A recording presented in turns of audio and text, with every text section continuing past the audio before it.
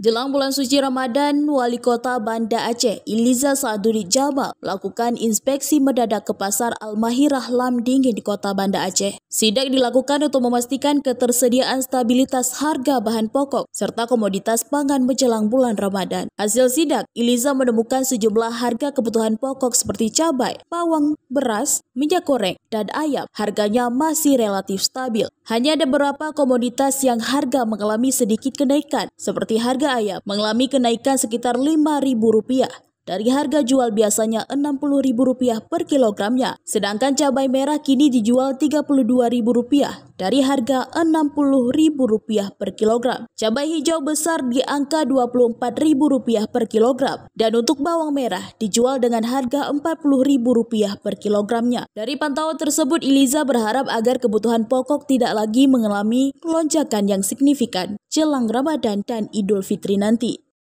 Kalau kita bisa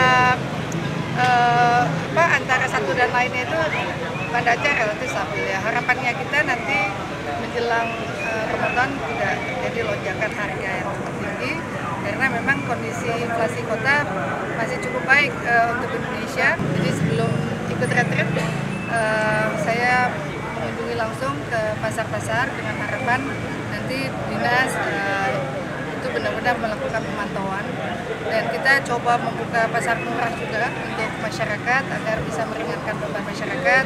Tadi ada usulan misalnya menjual sapi secara subsidi, kita coba pelajari, dan jika kita punya kemampuan anggaran ya kita akan juga memberikan subsidi untuk agar harga itu benar-benar bisa stabil.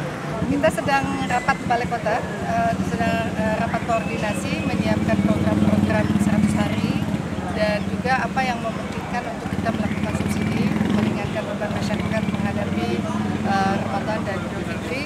Iliza juga menambahkan pihaknya akan menggelar pasar murah di 3 titik lokasi di Banda Aceh. Hal ini dilakukan guna meringankan beban warga kota jelang Ramadan. 3 titik pasar murah di Banda Aceh akan dilakukan di Taman Sri Ratu Safiatuddin Lamprit tanggal 19 Februari 2025 yang bertempat di Masjid Raudatul Jannah, Ulekareng tanggal 20 Februari 2025 dan di kantor Dinas Koperasi UKM dan Perdagangan Banda Aceh tanggal 21 Februari 2025. Dari Kota Banda Aceh, Lala Nurmala melaporkan untuk Puja TV.